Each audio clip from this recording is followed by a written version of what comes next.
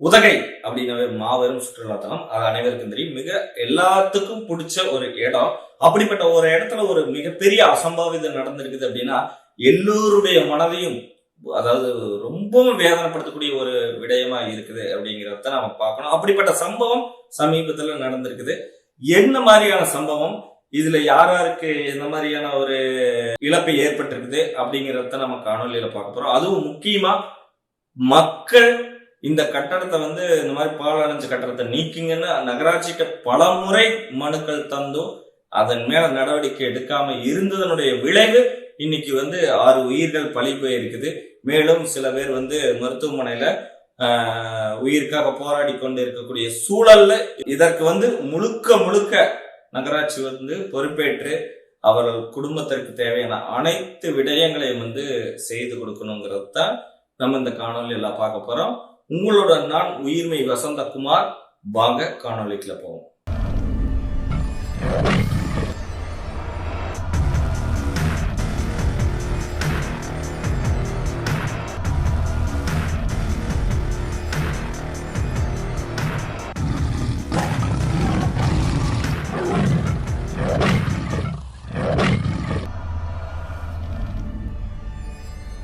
உதகை அப்படிங்கிற ஒரு சுற்றுலா தலம் எல்லாத்துக்கும் தெரியும். பிரபலமான மிகப்பெரிய தலம். அங்க பல விதமான கண்காட்சி இருக்கும், மலர் கண்காட்சி. அதே மாதிரி நம்ம சுத்தி பார்க்கக்கூடிய இடங்கள் நிறைய இருக்குது.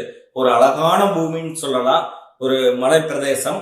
அப்படி இருக்கக்கூடிய இடத்துல மிகப்பெரிய ஒரு விபத்து நடந்திருக்குது. அது சமீபத்துல நடந்திருக்குது. அப்படிங்கிறது மனதை ரொம்ப ரணமாக்கி நம்ம பேச வேண்டியதா இருக்குது. அதே சமயம் எல்லாத்தையுமே வேதனைப்படுத்தக்கூடிய ஒரு விடயம். ஏன்னா ஒரு அடிப்படை கூலி தொழிலாளர்களுக்கு நேர்ந்த கதி அப்படின்னு சொல்லலாம். ஏன்னா அவர்கள் ஒரு கட்டிட வேலைக்காக ஒரு அரைஜான் வயிற்றுக்காக பிழைக்கக்கூடிய ஒரு உழைப்பாளிகள்.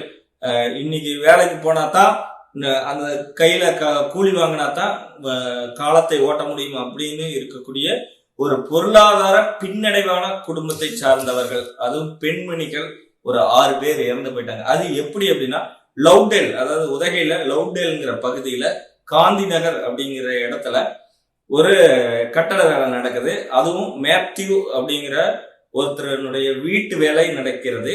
அந்த வீட்டு வேலைக்காக ஒப்பந்த அடிப்படையில் அங்க வேலை செய்வாங்க இல்லைங்களா, கான்ட்ராக்ட் எடுத்து வேலை செய்வாங்க.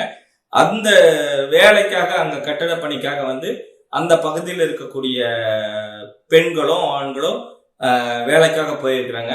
வேலை நடைபெற்று கொண்டு இருக்கும்போது கைகாலெல்லாம் வலிக்கும். கொஞ்ச நேரம் போய் சரி உட்காந்து நம்ம டீ சாப்பிடலாம், கொஞ்ச நேரம் உட்காந்து நம்ம ஓய்வு எடுக்கலாம் அப்படின்னு அவங்க என்ன பண்ணி வைக்கிறாங்க, ஒரு இடத்துல ஒதுங்கி இருக்கிறாங்க. அந்த இடம் எப்படிப்பட்ட இடம்னா, மண் பறிக்கப்பட்டு ஒரு 50 அடிக்கு பறிக்கப்பட்டிருக்குது.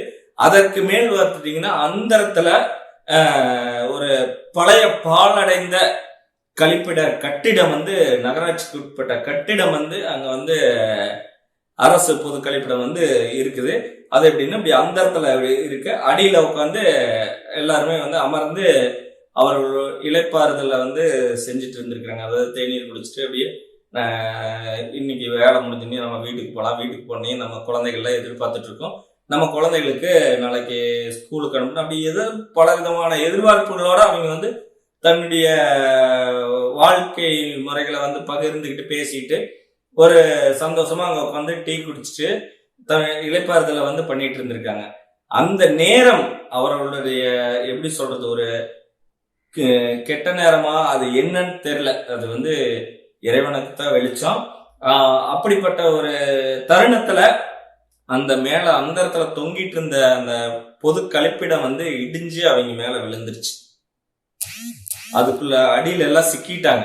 உடனே அதிர்ச்சி அடைந்த அந்த அவங்களோட வேலை செய்து கொண்டு இருக்கக்கூடிய தொழிலாளிகள் கட்டடத்துல இருப்பாங்க இல்லைங்களா, உடனே பார்த்துட்டு ஐயோ இப்படி உளுந்துருச்சே, அடியில எல்லாம் மாட்டிக்கிட்டாங்களே நம்முடைய உறவுகள் அப்படின்னு சொல்லிட்டு எல்லாம் ஒடியாந்து அந்த கல்லெல்லாம் எடுக்க முற்படுறாங்க.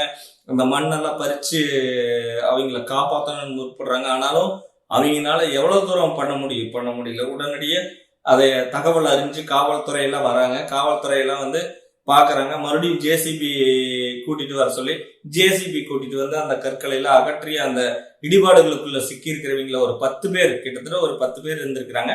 அந்த 10 பேர்த்த எடுக்கிறப்பவே ஸ்பாட்லயே பாத்தீங்கன்னா ஒரு 6 பேர் வந்து இறந்திருக்கிறாங்க. மருத்துவமனை கொண்டு செல்லும் வழியிலும் சரி, ஸ்பாட்லயும் சரி, மொத்தமா ஒரு 6 பேர் வந்து இறந்துட்டாங்க அந்த தருணத்திலேயே. ஏன்னா மிகப்பெரிய ஒரு கட்டிடத்தினுடைய தளம் நம்ம மேல விழும்போது எப்படிப்பட்ட ஒரு தருணமா அந்த ஒரு அதனுடைய என்ன சொல்றது, அதனுடைய எடை எந்த அளவுக்கு இருந்திருக்கும். அப்ப அந்த எடையை தாங்கக்கூடிய அளவுக்கு திடீர்னு உழுவுறப்ப கைகள் நசுங்கிரும், நெஞ்சு மேல விழுந்துரும், தலை மேல விழுந்துரும். அடிபட்டு 6 பெண்கள் வந்து இறந்து விட்டனர். இது வந்து மிகவும் வேதனைப்படுத்தக்கூடிய ஒரு வருத்தமான செய்தி. ஏன் அப்படின்னா ஒரு அடிப்படை தொழிலாளர்கள் ஒரு டெய்லியும், அதாவது தினமும் கூலி வாங்கி பிழைக்கக்கூடிய ஒரு ஏழை தொழிலாளிகள். அதாவது அவங்க இன்னைக்கு இப்போ வந்து வேலை செஞ்சு ஊதியம் பெற்றாதான் அவங்க வீட்டுல போய் நாளைக்கு சாப்பாடு ஆக்க முடியுங்கிற நிலைமையில இருக்கக்கூடிய தொழிலாளர்கள். அவங்க வந்து வேலை செஞ்சு சம்பளம் வாங்கிட்டு போலான்னு வந்து அந்த தொழிலில் ஈடுபட்டு இருந்தாங்க. அப்படி இருக்கக்கூடிய விதத்துல இது எதுக்காக பேசப்படுது? சரி, இது ஏன் காணொலியில் எடுத்து பேச வேண்டிய நிலைமையில் உள்ளோம்னா, பல தரப்பட்ட விடயங்களில் பல பொதுமக்கள் இந்த பாலடைஞ்ச கட்டணமா இருக்கட்டும், அல்லது சாலையில பார்த்தீங்கன்னா நம்ம சாலை தடுப்பு போடுறதா இருக்கட்டும், அல்லது டிவைடர் வைக்கிறதா இருக்கட்டும், வாகனம் வேகமா வருது, இங்க வந்து பள்ளி இயங்குது, இங்க வந்து ஒரு பொதுமக்கள் கூடக்கூடிய இடமா இருக்குது அப்படின்னால எவ்வளவோ மனு தந்துமே இந்த நகராட்சியுமே மாநகராட்சியுமே ஊராட்சியுமே எதா இருந்தாலும் அதை கண்டுக்காத போக்குவரத்து துறை, இந்த என்ன சொல்றது, சாலைத்துறை மேம்பாட்டுத்துறையா இருக்கட்டும், எதுவாத்தான் இருக்கட்டும், அதாவது சாலை பணிகள் மேற்கொள்ளக்கூடிய சாலை பணித்துறையா இருக்கட்டும், எதுவாத்தான் இருக்கட்டும், உடனடியா அதற்கான நடவடிக்கையை எடுத்திருந்தால் இந்த மாதிரி உயிரிழப்புகளை தவிர்த்திருக்கலாம். அதாவது இந்த கட்டடம் இடிந்து விழுந்து அவர்கள் இறக்க வேண்டிய அவசியத்திற்கு உள்ளாகி இருக்க மாட்டார்கள். இவங்க இறந்தனைய தமிழக அரசு முதல்வர் ஐயா ஸ்டாலின் அவர்கள் இறந்த குடும்பத்துக்கு 2 லட்சம் ரூபாயும், அதே சமயம் பார்த்துட்டீங்கன்னா அடிபட்டு சிகிச்சை பெற்றுட்டு இருப்பாங்க அவங்களுக்கு 50,000 ரூபாயும் அறிவித்து தன்னுடைய வருத்தங்களை வந்து தெரிவித்துக்கொண்டார். அதுதான் நம்ம முதல்வர் வந்து 2 லட்சம் ரூபாயும் 50,000 ரூபாயும், அதாவது இறந்தவர்கள் குடும்பத்துக்கு 2 லட்சம் ரூபாயும் அடிபட்டவர்கள் குடும்பத்துக்கு வந்து 50,000 ரூபாயும் அறிவிச்சிட்டாரு. அப்புறம் எதுக்கு மறுபடியும் இதை பத்தி பேசுறீங்க அப்படின்னா, நம்ம பேச வேண்டியது இது வந்து ஒரு வேண்டுகோள், அவ்வளவுதான். அதாவது மக்கள் தரப்பின் சார்பாக இது ஒரு வேண்டுகோளா வச்சுக்கிறேன். எந்த ஒரு அரசு துறையிலையும் சரி, எந்த ஒரு மனு வந்தாலும், அதுவும் இந்த விபத்தை பற்றியே இருக்கக்கூடிய பாலடைஞ்ச கட்டடமா இருக்கட்டும், அல்லது சாலை பணித்துறையில இருக்கக்கூடிய தடுப்பு அமைக்கிறதா இருக்கட்டும், அல்லது வந்து பள்ளி பகுதியா இருந்து குழந்தைகள் கடந்து போவதற்கான ஒரு பாதை வழியை வந்து செஞ்சு கொடுக்கறதா இருக்கட்டும், அல்லது பள்ளியில பறிக்கப்பட்ட குழியா இருக்கட்டும், அதை உடனடியே மூடுறதும், சுற்றுச்சுவர் கட்டித்தரதும், பாதுகாப்பான கழிப்பிடத்தை கட்டித்தரதும், இப்படி மக்கள் வந்து மக்கள் தரப்புல ஒரு மனு கொடுக்கறாங்க அப்படின்னா உடனடியாக நடவடிக்கை எடுத்து அதற்கான விடயத்தை செய்து கொடுக்க வேண்டும். அப்படி செய்யலைங்கிறப்போ இந்த மாதிரியான விபத்துக்கள் வந்து நடப்பது வந்து வாடிக்கையா இருக்குது. அதுவும் இந்த விபத்து மட்டும் இல்ல, நிறைய விபத்து நடந்திருக்குது. பள்ளி கட்டிடத்துல பார்த்தீங்கன்னா அங்க மண் எடுக்கப்பட்ட பகுதியில குழியா இருந்து மழை நீர் நிரம்பி அது தெரியாம பள்ளி முடிந்து சென்ற மாணவி வந்து அதுல விழுந்து உயிரிழந்துட்டாங்கிற தகவலை நம்ம செய்தித்தாள்ல படிச்சிருக்கிறோம், சமூக வலைதளத்திலையும் பார்த்திருக்கிறோம். அதே மாதிரி சாலை தடுப்பு பார்த்தீங்கன்னா நம்ம போறப்ப வண்டியில வேகமா போறப்ப எதிர்த்தால யாராச்சும் வந்து கடந்து வந்துடுறதும், அந்த வண்டியில வாகனத்துல அடிபட்டு அவங்க வந்து விபத்துக்குள்ளாகிறதும் தொடர்கதையாவே நடந்துகிட்டு இருக்குது. இதற்கு காரணம் அப்படின்னா, ஒரு மனு கொடுக்கறப்ப இந்த மாதிரி வந்து ஒரு ஆபத்து நிறைந்த பகுதியா இருக்குது, இதற்காக உடனடியாக எங்களுக்காக நடவடிக்கை எடுத்தாங்கன்னு மக்கள் வந்து கேட்கறாங்க இல்லைங்களா? அது அப்பவே அந்த நடவடிக்கை எடுத்து உடனடியாக நிறைவேற்றினால் இந்த மாதிரி விபத்து நடக்காது. நகராட்சி நிர்வாகம் சரி, இந்த கட்டிடத்தை, பாலடைந்த கட்டிடத்தை, அதுவும் அந்த வீடு கட்டுறவருக்கும் தெரியும் இது வந்து பாலடைந்த கட்டடம், நாங்க வந்து வீடு கட்டிட்டு இருக்கிறோம், பக்கத்துல பாலடைந்த ஒரு கழிப்பிட கட்டிடம் இருக்குது, இதை அப்புறப்படுத்துங்கள், இதை அகற்றுங்கள்னு சொல்லி அவங்க மனு கொடுத்திருந்து அதை அகற்றி இருந்தா இன்னைக்கு அந்த 6 பேருடைய உயிர் பிரிந்திருக்காது. அடிப்படை தொழிலாளர்கள், அதுலயும் ஒரு தொழிலாளரோட மகன் இருக்கிறாங்க, அந்த இறந்தவங்களோட மகன், அவங்களுக்கு அப்பாவும் இல்லை. இன்னைக்கு அந்த 8 வயது சிறுவன் அனாதையாக்கப்பட்டு இருக்கிறான் அப்படிங்கிறது ரொம்ப வேதனைக்குரிய விஷயமா இருக்கு. ஒரு சின்ன பையன், இப்பதான் 8 வயசு ஆகுது. அப்ப அந்த பையன் எதிர்காலம் எப்படி இருக்கும்? அப்பாவும் இல்ல அம்மாவும் இல்ல அப்படிங்கிறப்ப அந்த மாணவனின் நிலையிலிருந்து உற்று நோக்க வேண்டும். இப்ப யார் அந்த பையனை காப்பாற்ற போறாங்க? யார் படிக்க வைக்க போறாங்க? இளம் வயதுல, சின்ன ஒரு பிஞ்சு வயதுல இப்படி ஒரு நிலைமை அந்த குழந்தைக்கு ஏற்பட வேண்டுமா? இதைய சரியா அப்பப்ப சரிப்படுத்தாம இது இந்த அளவுக்கு கொண்டாந்து ஒரு விபத்து நடந்து இப்படிப்பட்ட உயிர் சேதம் நடந்து ஒரு குடும்பம் அனாதையாக நிற்க வேண்டிய நிலைக்கு தள்ளப்படுவதற்கான காரணம் என்ன என்பதை முழுவதுமாக ஒரு அரசு துறையில பணிபுரியக்கூடிய ஊழியர்கள் மக்களிடம் பெறப்படக்கூடிய வரிப்பணத்தில் சம்பளமாக பெறுகிறார்களே தவிர வானத்திலிருந்து புதிதாக குதித்து விடுவதில்லை. மக்கள் எங்களுக்கு பண்ணி கொடுங்கன்னு கேட்கிறப்ப அது தயவு செஞ்சு பண்ணி கொடுங்க. அவங்களுக்காக நீங்க சேவை செய்யறீங்க, அவர்களுக்காக செய்யப்படும் சேவைக்காக பணியமர்த்தப்பட்டு அதற்காக மக்களின் வரிப்பணத்திலிருந்து உங்களுக்கு சம்பளமாக வழங்கப்படுகிறது. இங்க யாருமே ரொம்ப உயர் அதிகாரிகள் இல்ல, இங்க எஜமானர் மக்கள் தான், முதலாளிகள் மக்கள் தான். இந்த ஜனநாயக நாட்டின் முதலாளி மக்கள் தான். எந்த அரசியல்வாதியும் எந்த அரசு துறை சார்ந்த அதிகாரிகளும் கிடையாது. அவர்களுக்காக அவர்களால் தேர்ந்தெடுக்கப்பட்ட அரசியல் அமைப்பின்படி உருவாக்கப்பட்ட கட்டமைப்பு தான் மக்களின் பாதுகாப்புக்காகவும் மக்களின் வாழ்வாதாரத்துக்காகவும் மக்களுடைய முன்னேற்றத்துக்காக தான் அது செயல்படணும்.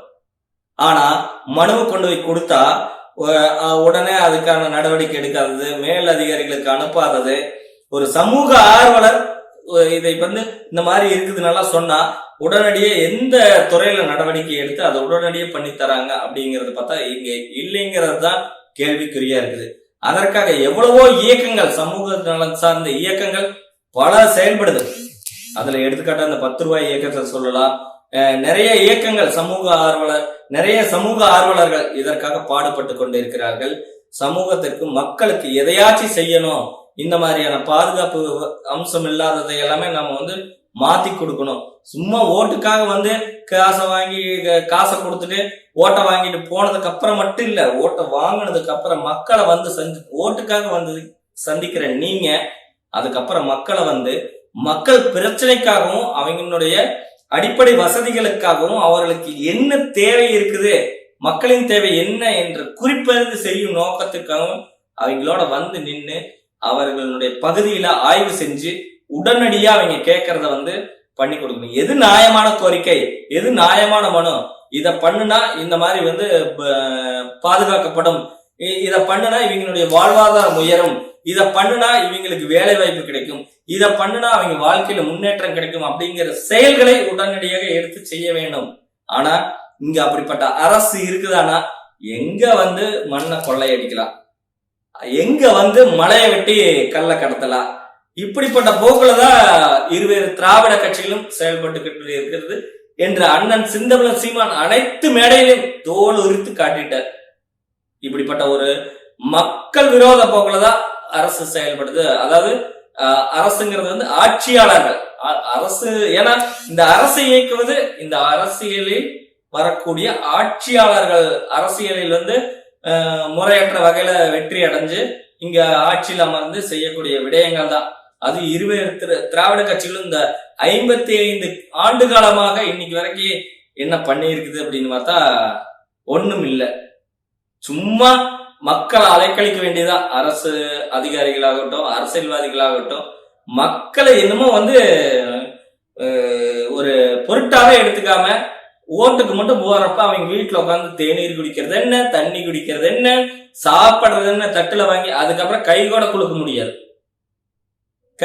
முடியாது, அப்படிப்பட்ட நிலைமை தான் இங்க நடந்துட்டு இருக்குது. அப்போ இந்த மாதிரியான சம்பவத்திற்கு இது ஒரு நிவாரண நிதி அறிவிக்கிறது ஏதோ அவர்கள் குடும்பத்திற்கு இப்போதைக்கு ஒரு உதவியா இருக்குன்னு வைங்களேன். ஆனாலும் தொடர்ந்து இந்த மாதிரி விபத்துக்கள் நடக்காம இந்த பகுதின்னு இல்லை, எல்லா பகுதியிலும் வெவ்வேறு வடிவங்களில் வெவ்வேறு விதங்களில் நடக்கக்கூடிய விபத்துகளை முன்கூட்டியே அதை மனுவாக பொதுமக்களும் சமூக ஆர்வலர்களும் கொண்டாந்து தரப்ப அதை பரிசீலனை பண்ணி உடனடியாக நடவடிக்கை எடுத்து அதற்கான மாற்று ஏற்பாடோ தீர்வையோ பண்ணி கொடுத்தா மட்டும்தான் இந்த மாதிரியான அசம்பாவிதங்கள் நடக்காது என்பது நான் சொல்ல வரலீங்க. சமூக வலைதளத்துல பல்வேறு தரப்பு மக்களும் அந்த செய்தியை பாருங்க. உதகையில இறந்தாங்க இல்லைங்களா, அப்பவே செய்தியாளர்கள் சந்திப்புல மக்கள் பேசியிருப்பாங்க. நாங்க பல்வேறு விதமான மனுக்களை கொடுத்துட்டோங்க ஐயா, ஆனா இன்னைக்கு நகராட்சி அதுக்கு நடவடிக்கை எடுக்காதனாலதான் இந்த உயிர் பலி நடந்திருக்குது அப்படின்னு சொல்லி கதறாங்க. உறவினர்களும் பொதுமக்களும் எல்லாமே கதறாங்க. அதுவும் இல்லாம இந்த வீட்டுக்கு அப்ரூவ் கொடுத்தது யாரு அப்படின்னு முதல்ல கொண்டு கேட்கறாங்க. நம்ம அந்த விடயத்துக்கெல்லாம் போக வேண்டாம். நம்ம பேசக்கூடியது என்ன, பொதுவான ஒரு நாம் தமிழர் கட்சியினுடைய விடயமா இருந்து நம்ம பார்த்து சொல்ல வேண்டிய விஷயம் என்ன அப்படின்னா, ஒரு பொதுவான மக்களுக்கு தேவைக்காக மனுக்கள் வந்தால் உடனடியாக அதை பரிசீலனை பண்ணி அதுல என்ன எழுதிக்கிறாங்க, அந்த இடம் எப்படிப்பட்டது அப்படின்னு ஆய்வுக்குட்படுத்தப்பட்டு உடனடியா அதற்கு தேவையான தேவைகளை செய்து கொடுத்தால் இந்த மாதிரியான விடயங்கள் விபத்துகள் நடக்காம உயிரிழப்பு காக்கப்படும்.